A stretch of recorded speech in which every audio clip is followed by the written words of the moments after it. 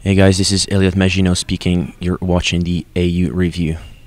Well, thank you very much for joining us. Thank you for having me, man. Welcome back to Canadian Music Week. I mean, the weather's beautiful. It is. Musicians everywhere. How does it feel to be back? Feels pretty good, man. It's going to be a cool week. I have a few shows, and I plan to go see a few shows too. And like you said, it's sunny, and summer's coming, so happy as can be. Exactly. I mean, we were just talking before about the long winter that you've had. Yeah. What do you do in the winter? Like, do you tour elsewhere? Do you write a lot? Do you hibernate? Well, winter is a pretty busy time in Quebec because I mean there's it's because like summer is more about festivals and like there's fewer of them, but I mean my winter's been pretty busy. I just released an album in February, and I've been touring, supporting that ever since. So it's been a cold and hard but busy and nice winter. So I'm just grateful. Well, let's talk about the record. Yeah, sure.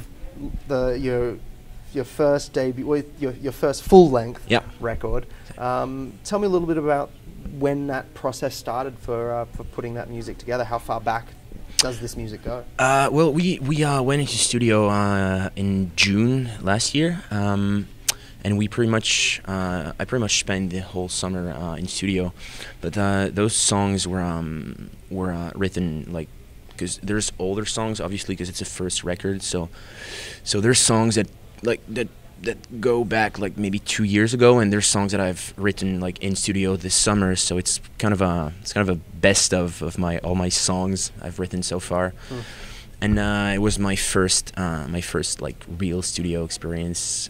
So it all happened pretty fast, but it was very inspiring, and it was pretty much the best summer of my life. I can say that it was like really fun and really I learned a lot.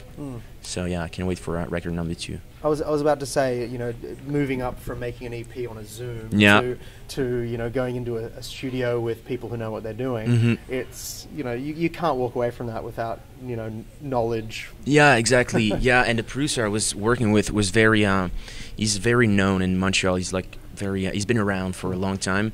And tell us a little bit about. His name is Jace Lasek. He's playing in the Bessemer Lakes, which is like indie psychedelic rock band. They're well known in Australia. Yeah. All right. Cool.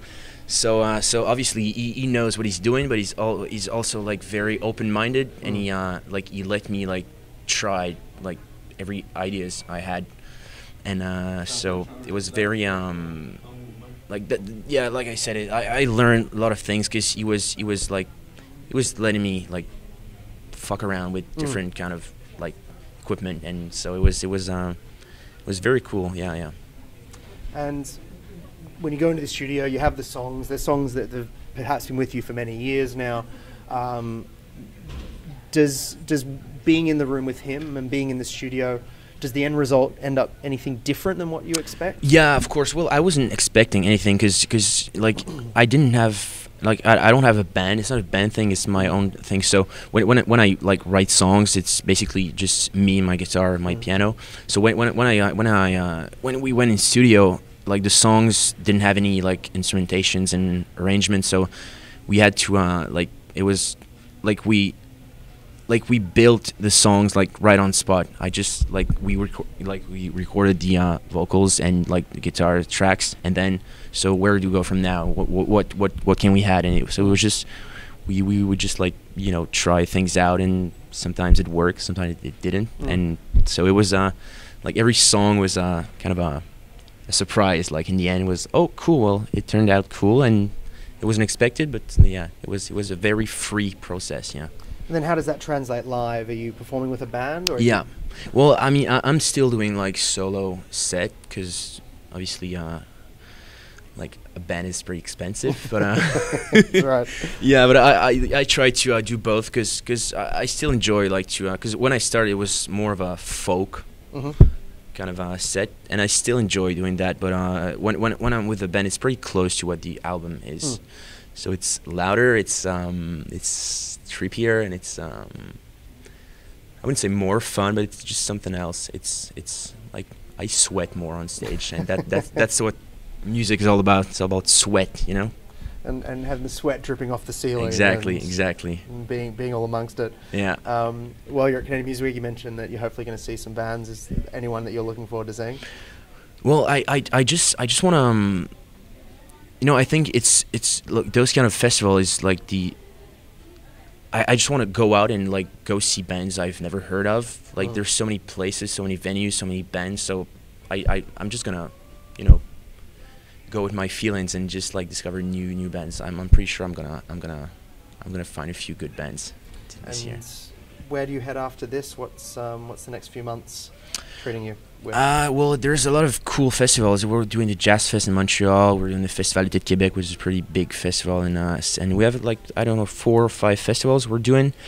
And we're going to New York in June. It's gonna be my first ever U.S. show, and California in October. So it's gonna be a cool year, I think. And I'm gonna slowly start to thinking about record number 2. Obviously, I need to get back and write songs. So that's my plan for this year. Yeah.